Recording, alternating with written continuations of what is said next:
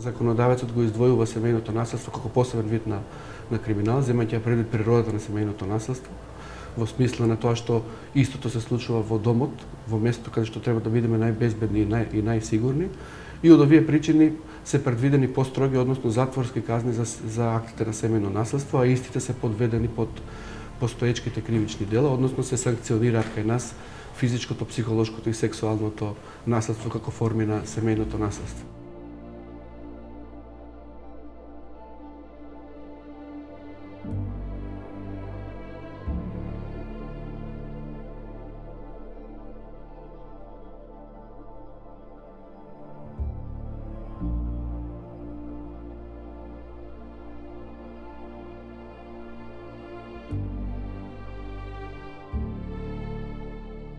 Значи, прво што треба да направат е да излезат на самото лице место, да го обезбедат лице местото и веднаш да постапат во делот на заштитата на безбедноста и сигурноста на жртвата од насилство и членовите на нејзиното семејство и да ја пружат потребната заштита во истиот момент. Зависи за што станува збор, доколку има потреба од здравствена заштита, веднаш да се обезбеди истата заштита која што е потребна на жртвата, значи согласно потребите.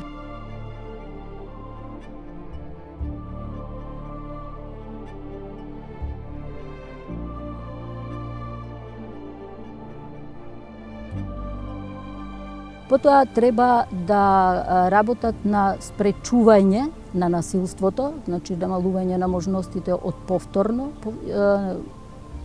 вршење на насилство од страна на насилникот, да работат на обезбедувањето на докази за утврдување на постоењето на самото кривично дело и да обезбедат исто така и сведоци кои што биле присутни во моментот, нешто забележале или нешто виделе, кои што исто така ќе послужи како една доказна постапка при поднесувањето на самата пријава, односно гонењето на сторителот.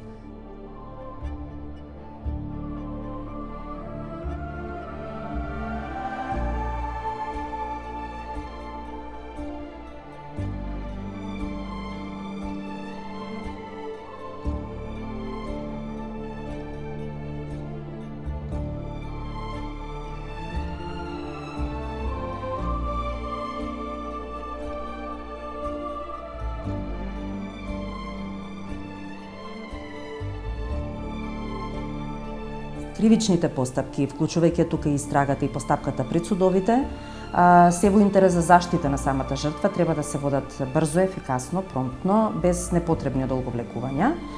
Тоа става обврска и на секој од органите кои што се надлежни за водење на секоја фаза во рамките на кривичната постапка, вклучувајќи тука полицијата, јавното обвинителство, судовите, да интервенираат веднаш, да интервенираат соодветно, да интервенираат брзо, да прибираат соодветно и брзо докази кои што би биле релевантни понатаму за да се донесе правилна, праведна и законита одлука, а во текот на целата постапка мораат да водат грижа првенствено за заштита на самата жртва на семејно насилство.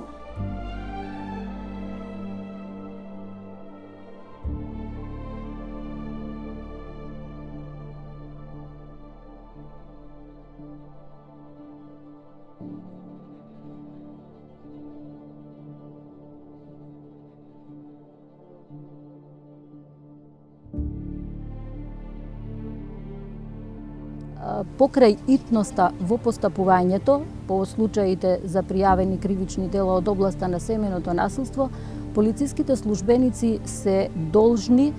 да со внимание да постапуваат со жртвите, да ги почитуваат нивните права, нивните потреби и нивните интереси и без никакво двоумење или однесување према жртвата, како да кажеме дека е виновна, да не почувствува жртвата дека е виновна на насилството, него едноставно истите да можат да ја придобијат и да работат и разговараат со неа, реков почитувајќи ги сите права и нејзини интереси и должно внимание на самата жртва.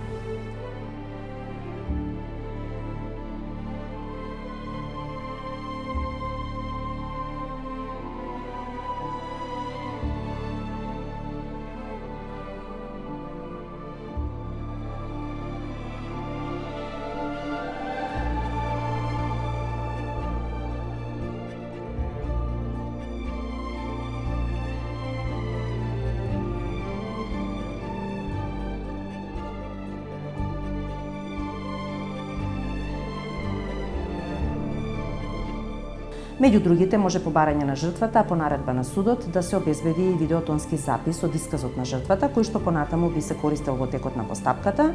а не повторно и повторно да се испитува жртвата и да го преживува настанот повторно и повторно, и на тој начин можеби би се овозможило спречување на нејзина ревиктимизација.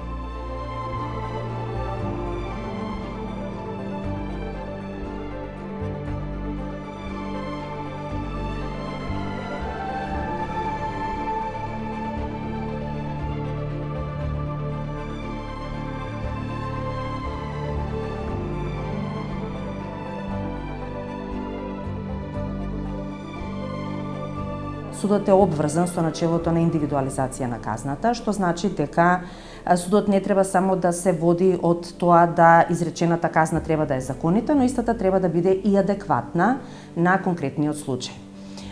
При одмерувањето на казната судот има обврска да ги земе предвид сите олеснителни и отежнителни околности кои што не се таксативно наброени во кривичниот законник. Законот дава само определени смерници по кои што судот треба да се движи, но треба да се има предвид дека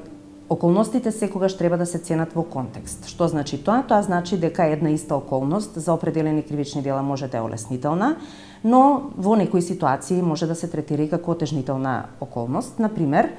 кога станува збор за кривични дела сторени при вршење на семено насилство, околноста што сторителот е семеен човек, женет, родител на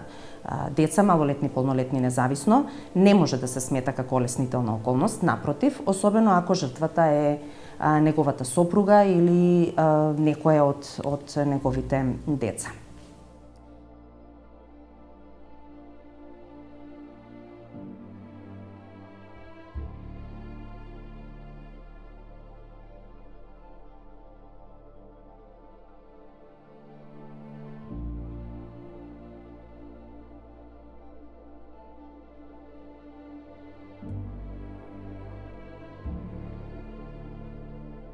Во таа ситуација на судот му е оставено на располагање да може да изрече условна осуда со мерки на заштитен надзор,